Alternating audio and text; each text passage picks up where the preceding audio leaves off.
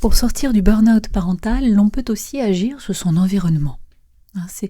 Nous avions vu que une maison désorganisée, avec beaucoup de saleté, de tâches, de manque de rangement, finalement, créait d'autant plus de stress pour le parent. Je vous donne quelques images, voilà, qui font qu'effectivement, on a moins envie de rentrer chez soi, et vu la quantité de tâches que cela suppose, effectivement, ça peut être stressant. Alors, comment faire et pourquoi l'environnement dans sa désorganisation peut nous atteindre, qu'est-ce que l'on peut mettre en place? Eh bien, effectivement, tout ce qui est de l'ordre des bruits, tout ce qui fait du bruit, du point de vue de l'éclairage, les lumières, notamment des lumières assez fortes, la couleur des murs, peuvent avoir un impact sur le parent et créer un stress supplémentaire, l'agresser davantage. Alors, c'est une forme d'agression qui engendre une surcharge sensorielle.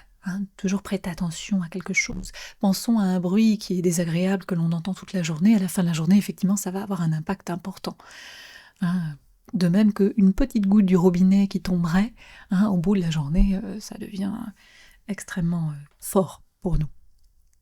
Donc il y a ces aspects-là, et les bruits, les éclairages, les bruits, on peut voir d'où proviennent les bruits, si ce sont des appareils électroménagers qui tournent peut-être trop souvent, et il peut s'agir des couleurs du mobilier, du mur, qui sont peut-être trop agressantes. Peut-être que l'on pourrait justement modifier cet environnement, mettre du papier peint, changer la couleur. Il est éventuellement possible d'apporter ces modifications. Voir si notre environnement nous semble agressant, si l'on regarde autour de nous. D'autre part, il peut y avoir beaucoup d'espace entre les pièces.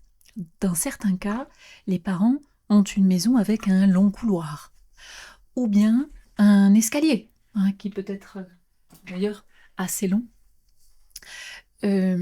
ou encore des meubles avec des tiroirs, des armoires, pour ranger à peu près la même chose, mais bien plus loin. Pensons à une forme de cellier, qui serait éloigné de la cuisine, mais qui fait qu'on y va quand même toujours, parce que les aliments qui s'y trouvent sont utiles dans de nombreux cas.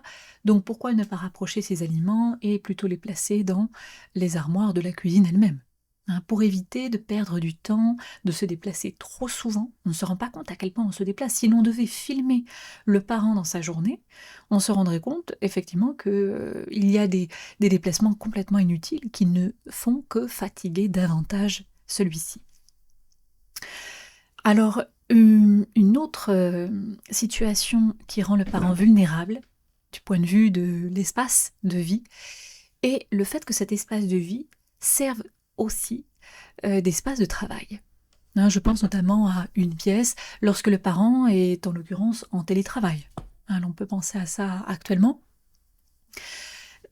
Parce que il n'y a plus vraiment de frontières pour les enfants, même s'ils sont gardés par le partenaire, par une tierce personne, une babysitter ou autre. L'enfant est amené peut-être à taper à la porte de la pièce qui sera peut-être fermée, et effectivement va pleurer devant la porte, etc. Donc ça crée un stress supplémentaire. Il est plus difficile de travailler quand l'on sait que l'enfant s'est fait mal, on s'inquiète. On l'entend pleurer, est-ce que la personne est venue à temps pour s'en occuper, etc. Donc ce n'est pas qu'il faille forcément travailler à l'extérieur, mais ça rend la situation quand même plus complexe. On a plus de mal à couper avec ce rôle parental, alors même qu'on est dans un rôle de professionnel, par exemple, de personnes qui travaillent. Enfin, le fait d'avoir un espace peut-être restreint, ou un espace assez grand mais avec beaucoup de personnes qui l'habitent, réduit l'intimité. Et cela signifie beaucoup moins d'espace pour soi, beaucoup moins d'espace pour décompresser. Et la promiscuité va avoir tendance à augmenter l'irritabilité du parent. Donc c'est encore une fois le serpent qui se mord la queue, c'est circulaire. Irritabilité égale du coup plus de colère, égale plus de réactions violentes, plus de culpabilité du parent, etc.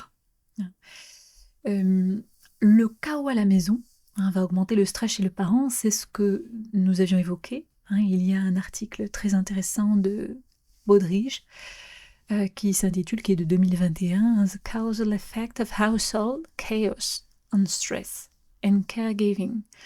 Il est dit que le stress n'a pas forcément un impact sur la manière de s'occuper de l'enfant, mais que par contre, cela a clairement un impact pour ajouter du stress. Et comme celui qui est en burn-out parental est déjà extrêmement stressé, si l'on peut diminuer cette quantité de stress, évidemment, c'est le bienvenu.